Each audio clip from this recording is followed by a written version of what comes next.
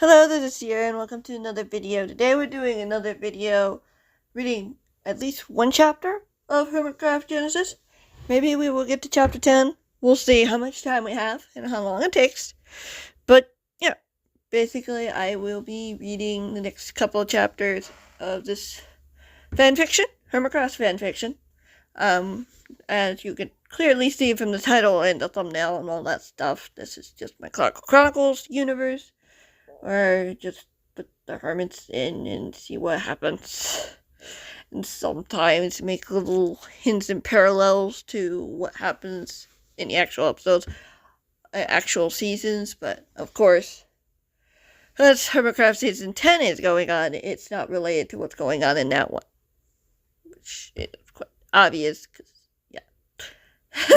It's quite obvious, but of course I've got to make that disclaimer. Yeah, let's get right into it. Be sure to check the subtitles, because there will be subtitles on this video, as there are in all of these videos, so that you can see more of what's going on, and see the special stuff in there. Well, it's not really special stuff, but, you know. Chapter 9. Grian placed the last of the antidote that Blake had been working on into the shulker box when Beat-Ups cleaned up the Beat-Ups cleaned up the mess beside the brewing stand. Blake was glancing over a piece of paper, the ingredients for the antidote that Impulse had given him. The boy had decided to make more in case they needed them. "Do you know how Clara's doing?" Beat-Ups asked. "She's let Rose know of the situation, but there's not much we can do right now," Blake said, his shoulders slumped. "I just wish we knew what they were doing. What's happening to him?" "I do too," Grian agreed, closing the shulker box and rising to his feet. "Is there any way you can try to reach him?" Blake looked over at the hermit curiously. "Impulse has more of a connection with him mentally than I did." Grian shrugged. "I don't think I'd know how to get through without help." Blake nodded his head slowly, placing the paper back on the table again. "This recipe looks pretty simple. Based on the research we've already done, it hasn't changed much." "That's good, at least. We know what to expect." Beat-Ups smiled. "But how will this find Julius? We don't know what she'll do next, whoever this person is." "We know she wants to see us," Grian said, "and that she has Julius." Beat-Ups nodded. "That makes the most logical sense." Blake paced the room, looking down at the floor where he was walking. The assassins were certain that they wouldn't spill. He even pointed out Julius by name. "But why not boast about it?" Grian picked up the shulker box and put it on the table, glancing out the window warily. He hadn't seen the man since he made his move on Eliza. Was that a good sign?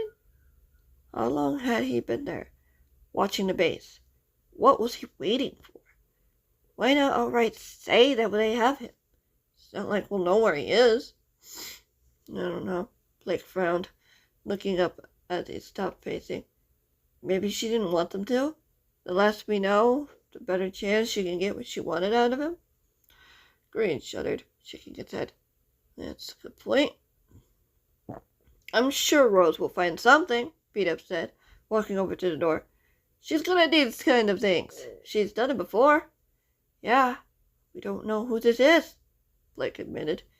"Julius must have told Rose what bases he knew were hers." Beat-Up's eyes flashed indignantly.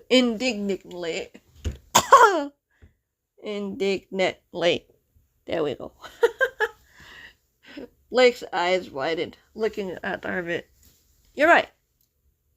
Of course I am," Beat-Ups beamed. "Genius." "I've helped with a few of her missions before." Blake nodded thoughtfully, turning toward the window. "Maybe if I could. Right now, we're working on making sure the others get back here safely.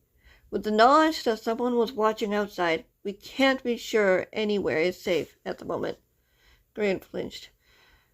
Do you think they attacked Scar, Impulse, and Liam on their way here? After everything Scar's going through? Beat-Ups looked over at him solemnly. I don't think know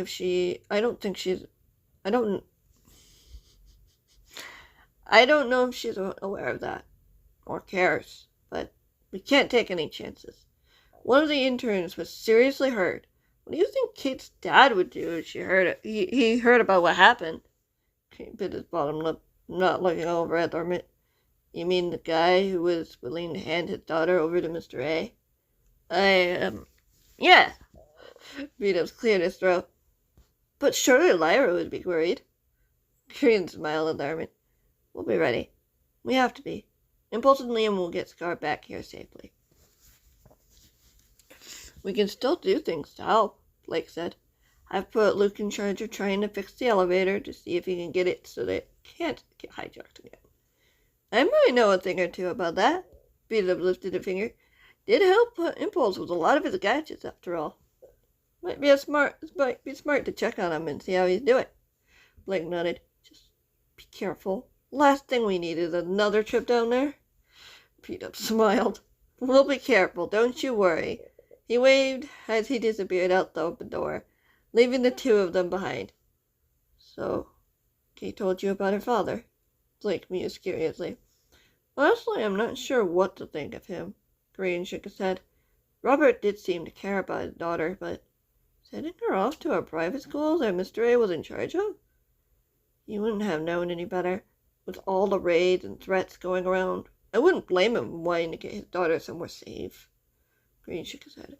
Nowhere is truly safe. For anyone. Regardless of who you are. 1 minute you might be amongst friends in a supposed safe house, and the next you're trapped inside a killer machine at some sort of battery, watching as it attacks your friends.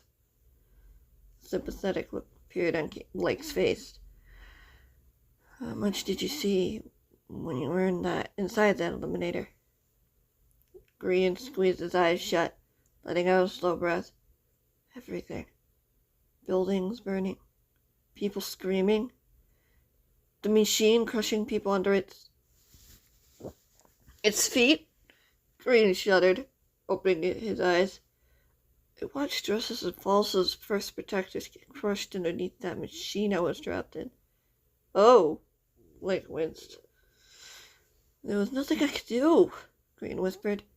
I had to watch as everyone I cared about was being attacked, knowing full well Mr. A wanted to finish me, so that my friends, my fellow hermits, would carry the weight of being right there. Right in front of them. Tears stung the hermit's eyes as they fought them back. He remembered the darkness of the chamber, the draining sensation as his life was being slowly taken from him, unable to fight it, unable to escape, watching helpless and alone. Just like Scar's nightmare, Grian's heart grew heavy with pain, trapped in a glass cylinder as he watched Scar's tormentor torture one of his best friends. Unable to save him, unable to warn him. Oh, Grian, someone gasped from behind him. The Grian turned to see Haley standing at the door, her eyes wide. How long have you been listening? Grian asked, giving her a friendly smile.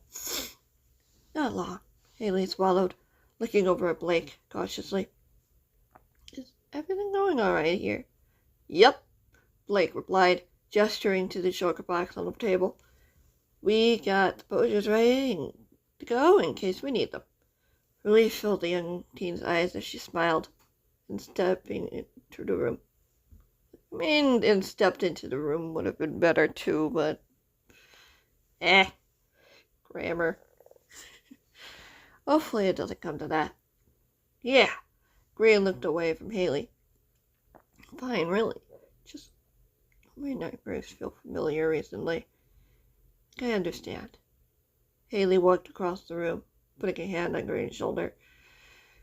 I had to watch as my parents and my little sister, Ruth, were killed right in front of me. A tear slipped down the girl's cheek as Grian reached out for her, pulling her into a hug, holding her as tight as he could. Sorry. About what? She mumbled, pulling away. You did nothing wrong. Mr. A was the one who killed them. He ordered his men to capture the entire town and slaughter anyone who wasn't suitable for recruitment.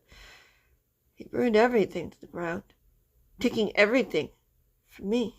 She shook her head, wiping her tear that had slipped down Grian's cheek. You still have your friends, your family. You're my friend. A lump formed in Grian's throat. Lost too many of my friends already. But we're still here. For you. For Scar. She looked over at Blake. And Julius. Haley met Grian's gaze again. We're stronger together, and no doubt she knows that. Why else did the assassins wait until you and B-Dubs were alone in the elevator? They got lucky? B-Dubs squeaked. No. They knew what they were doing, she replied, putting a hand on her. That's a repeat! Oopsie! I can remove that sentence, that part of the sentence, and just say, she replied. Because that's a repeat. I caught that. Whoopsie. So did Mr. A when he put you as the battery for the eliminator. What he didn't account for was your friends. B-Dubs told them. Grian smiled. Hang on. More grammar issues. He told the others that I was there. Scar tried to lure the machine away from the explosives after that, but it didn't matter. He did. Blake smirked at Hermit. You're alive, aren't you? Yeah. Grian nodded as Haley let him go. How's Eliza doing? Kate's watching her. She's resting right now. I wouldn't bother her. I'm hoping she'll wake up soon so we can see if she knows anything. I mean, Grian paused, his eyes moving across the room where he spotted a couple of headbands sitting in a case, which was locked. We could find out with those. I don't know. Haley frowned. She's already been through enough today. I don't want her to have to relive that experience again so soon.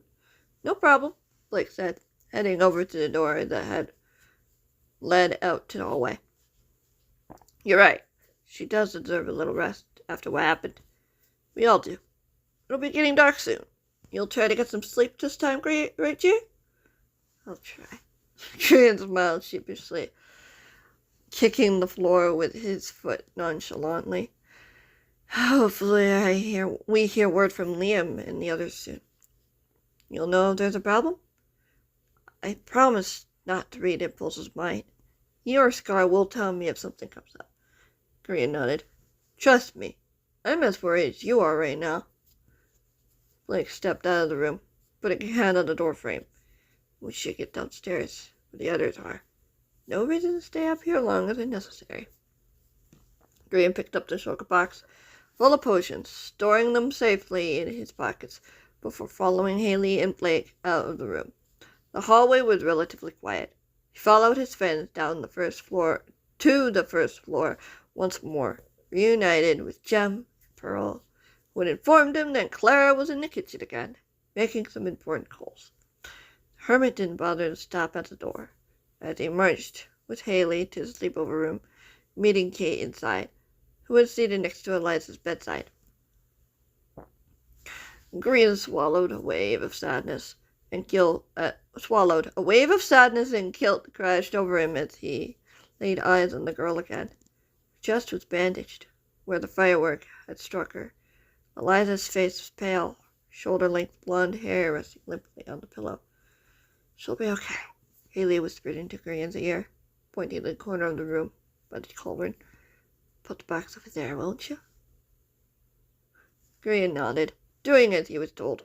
Should have said something. I can't let something like this happen again. He put the shulker box down, peeking into the cauldron, seeing pink, bubbly regen inside. Satisfied, he turned back to the girls, hearing a quiet conversation between Haley and Kate. Grian let them be, heading out of the room, giving them a half-hearted wave as he raised his chin high, hoping the gesture would give him more confidence. He needed to be strong, For his friends. For Scar. For Julius. Chapter 10. Here we go. Grian, a voice whispered as Grian groaned, stirring from his dreamless slumber and opening his eyes to the torchlit bedroom. Blake stood by his bedside. Sorry to wake you, but I got a call from Impulse a minute ago. They're on their way, and I thought you would want to be awake when they arrive. Is everything okay? Grian asked, sitting up in bed, rubbing the sleepers from his eyes. From the report, everything seems to be fine. Beat upset. Oops. Blake says globally. No trouble getting back here, and no one trying to intercept them. Yet, Grian muttered, pushing the covers back as he stood from the bed. Right, Blake agreed, looking over his shoulder to the remainder of their sleeping companions, his voice low. Hopefully, there won't be a problem. Grian nodded, following the young man out of the room. Spotted Clara standing by the ladder leading up to the second floor, her eyes peering at the large window that opened to the front gate. She looked to see them approach. Matthias and Pearl's escort are outside to scout the area to ensure there aren't any unexpected guests.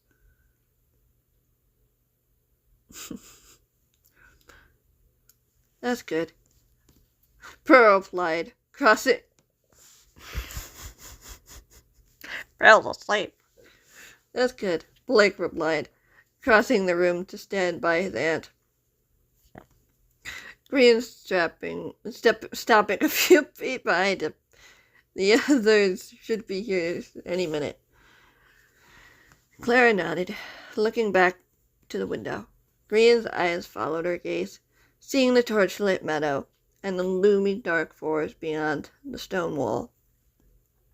Stars scattered across the midnight black sky, the silver gleam of the full moon casting a soft glow on the main room's floor. Grian walked over to the window, peering up at the sky. What do you see up there? The shape of a helicopter? No, it was more Campbell's thing. But could he be sure that the new threat didn't have any at her disposal? She squinted to get a little better look. The sky was clear, even of clouds. An unnerving thought still lingered in his mind, though, as the memory of the ambush floated back to the surface. Camouflaged helicopters had been silently hovering over Gem and Pearl's bases before they attacked, sending raining explosives down, trapping anyone inside. Caden. A river of grief crashed into the hermit as he closed his eyes. Grian reached into his pocket, touching a piece of paper still lodged inside. It was the picture of Caden and his family that Liam had found in his protector's remains. Grian hadn't looked at it since the attack. He wasn't sure if he wanted to. Grian let out a slow, calming breath, opening his eyes as he looked up at the starry night sky again. It reminded him so much of the dream world that his friends would hang out, where Impulse had shown him how to create a mental force field or create weapons of light. Anything is possible here, Impulse told the hermit as Grian smiled. Grian had been eager to learn, to understand the tricks his friends used to help him back when Gerald was a threat. He'd seen the force field Impulse used to protect him, even if it had meant risking his safety. Impulse would do the same for Scar. Hope and anticipation filled him as another minute passed. He didn't hear footsteps approach from behind him. Blake appeared, standing beside him by the window. They should be here by now, Blake said nervously, his eyebrows knit together. Grian couldn't blame him. He'd been separated from his charge for the last couple of days, and entrusting Liam to keep him safe. The young man wanted them back here safely as much as Grian did. Grian, do you think you could? Yeah, Grian agreed. Grian sent his mental hand out toward his link between his friends, sending out a thought. Where are you? Where are you? Almost there, thought assured him.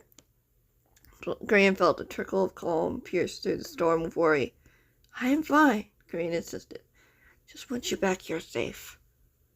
We had to deal with some phantoms first. Seems like someone didn't sleep very well the last couple of nights. Chuckle filled his mind. Scar? Grian guessed. No, the voice replied sheepishly. Grian cracked a smile in response. Phantom issue, Grian said matter-of-factly when he noticed Blake watching him from the corner of his eye. Nothing major. They'll be here about now. 3 outlines glided above the tree line, their shadows almost hidden in the dark sky as Grian watched them approach. One of the figures swerved toward a second as Grian recognized both Impulse and Scar. Liam not far behind them. Impulse wrapped an arm around Scar as he prepared to fly down. Grian couldn't see his friend's face, but he didn't have to. Impulse was calculating the landing, making it as gentle as possible. Grian eyed the front door eagerly, preparing to go for it as soon as the group landed. Clara pushed herself from the wall and began heading to the front door herself, just as Grian heard a loud explosion. As light filled the night sky, Grian whipped his head around, just in time to see a fireball hurtling towards the 3 figures as a cry caught in his throat. At the last second, he saw the group swerve. Liam to the right, the hermits to the left, as the fireball flew past them, off into the atmosphere. Relief filled the hermit before it was replaced by fear as another explosion sent another fireball hurtling toward his friends again. Impulse attempted to dodge the second fireball as it flew past, grazing his elytra wings as both hermits plummeted. Liam dove after them as Grian heard a horrified scream through the glass. Before he knew it, he was shoving open the front door, slipping past Clara, bolting toward his friends. Impulse and Scar crashed to the ground, Impulse holding the other hermit tight, taking most of the fall. Liam landed not far from them, reaching the 2 of them before Grian did, ripping the burning elytra off Impulse's back and flinging it aside. I'm okay, Impulse insisted with a pained groan as he sat up, Scar rolling beside the hermit, his green eyes wide with shock. No kidding. Liam knelt to check the hermit over. He looked up when another explosion of light filled the air. Grian turned to see 2 figures wrestling at the wall. As a ball of light hurtled toward the group, Grian tensed just as a 3rd figure stood in front of him, holding up a wooden shield as the ball exploded on the wood, catching it on fire. Grian gasped as Blake tossed aside the burning wood shield, taking out a spare. Liam stood as well, pulling out a sword. You 3 need to get inside. Now. Blake looked over his shoulder, looking at the 3 of them. Scar managed to sit up, watching silently at the commotion happening in front of the 2 boys. Impulse groaned as he stumbled to his feet. Grian followed suit, steadying his friend, when Impulse staggered, clutching his side in pain. I'm okay, Impulse repeated with a weak sigh, but Grian could see the pain in his friend's brown eyes. Can you walk? I need to carry Scar inside, Grian said, looking over at Scar, whose eyes wide with alarm. Ugh. Wow. Just then, a scream broke the silence as Grian looked over his shoulder, watching as the body fell off the wall, hitting the ground hard before the second figure landed beside the fallen figure. Fallen. In the man's hand, he held a glowing iron dagger, looming over the limp figure. Just then, Clara charged from the doorway toward the man, looming over whom Grian knew and recognized was Pearl's escort. No! The attacker hurled the dagger, sending it straight into the man's chest.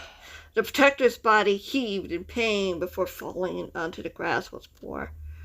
Clara jumped on the man, sending the dagger flying as she knocked it aside. The soldier yelled in surprise, but Grian's eyes couldn't leave the man lying on the ground. Grian! Impulse nudged him back into reality as the younger hermit blinked. and blinked back tears. Grian looked back to see Impulse and Scar looking at him. "Come on," Grian whispered. He heard more running feet behind him. He lifted Scar off the ground as Impulse quickly sat up the wheelchair, frequently looking over his shoulder to make sure the coast was clear. "Do you think it's just him?" Scar asked Grian, wrapping his arms around Grian's neck for support. "It was last time." A lump formed in Grian's throat as he watched Impulse finish securing the chair before the older hermit looked up. "Last time?" Alarm filled his dark brown eyes as Grian swallowed back guilt as he took a deep breath. "I'll tell you everything inside," Grian promised, just as the sound of glass shattered and a shadow appeared. Grian screamed, "Behind you!" Impulse whirled around, just as the assassin lunged at the hermit. Grian could hear his friend's cry of alarm turn into a grunt of pain as the two of them collapsed to the ground. Grian took a step back, watching the two men wrestle for a moment before Impulse finally knocked the man off him, lying on his back, gasping for breath. "Get out of here," Impulse groaned when Grian stepped toward him. "Get Scar inside, Don't be so sure of that, hermit," the assassin sneered, lunging toward the hermit again, this time with a shining dagger in hand. Grian screamed again as someone charged from behind him, tackling the attacker away from Impulse, who was scrambling as fast as he could away from the man. "Stay away from my friends," Luke snarled, knocking the man down and swiping away the dagger that had fallen out of the man's reach. "How did you?" Grian squeaked as Scar squirmed in the hermit's arms. "It doesn't matter," Luke grunted as Impulse grabbed onto the armrest of the wheelchair, pulling himself up with a grimace. Grian gulped as Impulse gestured for the chair. His eyes filled with pain as Grian gently guided Scar to the chair. Delighted, Scar fell smoothly into the seat, strapping his Velcro over his chest securely, his delight waning as Grian looked back, seeing more men in black uniforms appearing at the wall as a shudder ran down his spine. "She's been waiting for this," Grian whispered, dread pressing down on him like a heavy weight. "Go!" Luke shouted as Josh appeared by his brother's side, followed by Isaac and Caleb, who stood beside the hermits. There was no hesitation as Grian grabbed Impulse, pulling him close as the two of them half walked, half ran toward the front door, Scar not far behind, putting up his force ready. Grian didn't dare look back to see what was happening, even as he heard glass shattering all around him. His focus was on the front door, a beacon of hope amidst the chaos. Unfortunately, that's going to be it for this video. I hope you guys enjoyed. Yes, it's a little bit longer, and you might have noticed a cut there. You probably have. That was not intentional, because I had to record an extra 16 minutes, because, yeah, this doesn't go overtime, which would have been nice. Like, I mean, iMovie does it, but this doesn't do it, so, like, I had to reread it. Fortunately, it was like a page and a half left, so it wasn't that big a deal, but, yeah, I got to do that, and you get to enjoy the rest of this video, and move on to whatever's next, and maybe, who knows, maybe the next video is ready to go on the playlist, and I hope it's linked down below. I will double check. They usually are, but I haven't actually, made sure as of recording this. But by this point, you probably know for certain. I don't know, would you guys like it if I posted, like, the next video when it's available, like Stampy does for Lovely World? Or what Stampy did for Lovely World, past tense? Let me know. That's fine. I could do that. It might take a little time, but I could do that. But that's it for this video. Thanks for watching. I'll see you in the next one. Bye. Gotta eat some lunch. It's waiting in the microwave.